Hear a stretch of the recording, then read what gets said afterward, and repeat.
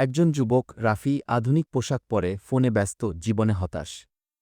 Job নাই, পরিবারের চাপ, চোখে ক্লান্তি। রাফি এক বন্ধুর সাথে দেখা করে, বন্ধু তাকে বলে, ভাই তুই আল্লাহর কাছে চাইছস কখনো? একটা সিজদা কর, নিজের মনের সব কথা বল। রাফি ঘরে ফিরে চিন্তিত মুখে বসে। হঠাৎ কুরআনের তেলাওয়াত ভেসে আসে পাশের ঘর থেকে। আল্লাহ বলেন, তোমরা আমাকে ডাকো, আমি তোমাদের ডাকে সাড়া দেব।